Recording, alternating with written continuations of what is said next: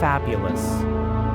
Could you explain what that element is that transforms us radically? What is the experience of samadhi, or the real, what people also call the illuminating void? The void is very difficult to explain because it is indefinable and indescribable. The void is a state of absolute absence of the pluralized I. Only in the absolute absence of the I can we experience the real, that which is beyond time. The illuminating void is not nothingness. The void is life free in its movement. The void is what has always been, and what will always be. The void is beyond time and beyond eternity. I feel compelled to narrate what I myself have been able to verify directly. When the second subrace of our current Great Aryan race flourished in ancient China, I was reincarnated there. At that time, I was called Chili. Obviously, I was a member of the Zhou dynasty. In that existence, I became an active member of the Order of the Yellow Dragon, and it is clear that in such an order, I was able to learn the science of meditation clearly. I still remember that marvelous instrument called Afin, which had 49 musical notes. Undoubtedly, there are 7 notes in the musical scale, but if we multiply 7 by 7, we obtain 49 notes arranged in 7 octaves.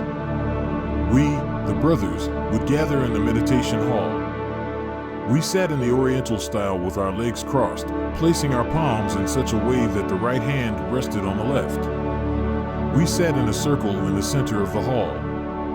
We closed our eyes and then paid close attention to the music that a certain brother offered to the cosmos and to us. When the artist played the first note, which was do, we all concentrated. When he played the next note, re, the concentration deepened. We struggled with the various subjective elements that we carried within us. We wanted to reprimand them, to make them see the need to maintain absolute silence. It is worth reminding you, dear brothers, that these undesirable elements constitute the ego, the I, the myself, the self. They are, in a way, diverse entities personifying errors. When the note me vibrated, we penetrated the third zone of the subconscious and faced the multiplicity of those various psychic aggregates that boil disorderly within us and prevent the stillness and silence of the mind. We reprimanded them and tried to understand them. Gagging all those demons of desire that one carries within is not easy. But with patience, we achieved it. In a higher octave, we continued with the same effort, and thus, little by little, facing the various inhuman elements that we carried within, we finally managed to gag them all at the 49 levels of the subconscious. Then, the mind became still and in the deepest silence. That was the moment when the essence, the soul, the purest thing we have within, escaped to experience the real. Thus, we entered the illuminating void. While we were in this state, we could hear the voice of the Father who is in secret. Undoubtedly, we were in what could be called rapture or ecstasy. The personality remained in a passive state, still seated in the meditation hall. When the samadhi concluded, we returned to the body, retaining the memory of everything we had seen and heard. One day, while in the illuminating void, I experienced the unity of life free in its movement. I was the flower. I was the river that runs crystalline between its bed of rocks, singing with its delightful language. I was everything that is, has been, and will be. I felt annihilated, as if I ceased to exist as an individual.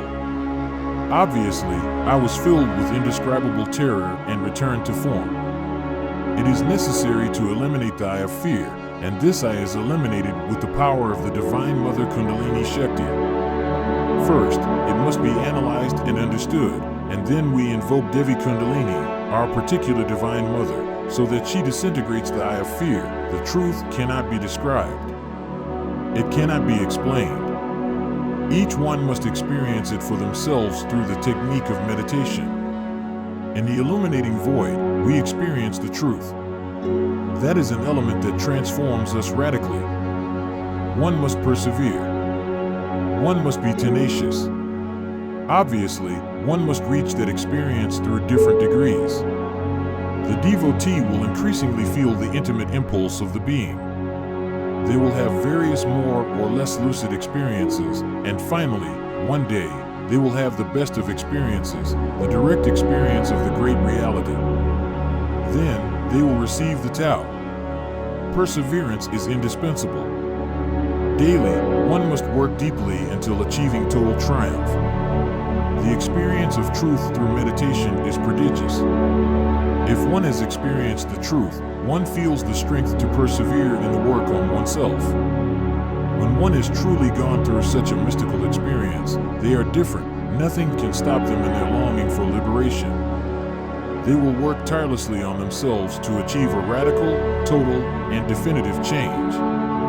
The poor intellectual animal, mistakenly called man, is weak by nature and finds himself in a completely disadvantageous situation.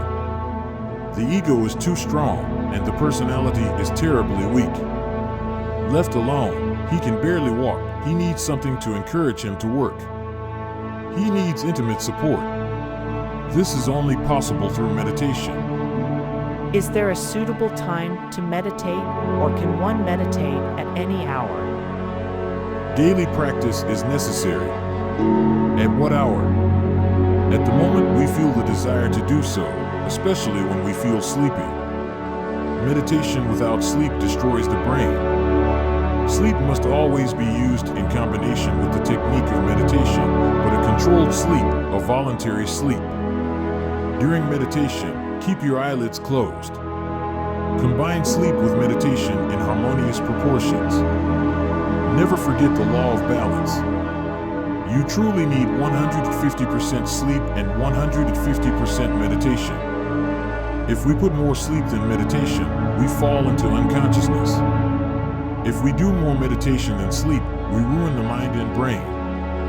However, if we know how to harmoniously combine sleep and meditation, we will achieve what is called samadhi, ecstasy. How long should one meditate? I would not give an answer because if someone enters meditation and is preoccupied with time, they cannot experience the illuminating void, as it is beyond time. This would be similar to a bird trying to fly, but being tied down by a leg, a stone, or a stick. It could not fly. There would be an obstacle. To experience the illuminating void, we must free ourselves from all obstacles.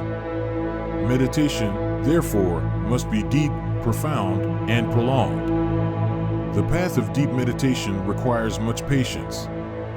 The impatient will never succeed. The eye of impatience must be eliminated after being understood. Let this be clearly understood. Gnostic students must practice intensely throughout their lives. And if they proceed in this way, they will live a profound life and achieve self-realization. Finally, is there a specific position for meditation?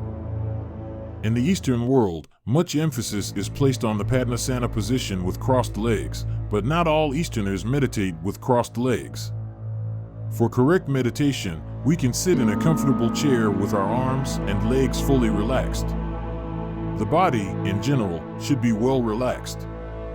No muscle should be tense. There may also be those who wish to take the flaming position of the five-pointed star on the floor or on the bed, lying in a supine position, with both arms open and legs spread to the sides, or with the head facing north. Another position that can be adopted is that of a dead man. You must then resemble a corpse, with your feet touching at the heels and the toes separated like a fan. The arms of the corpse extend along the body.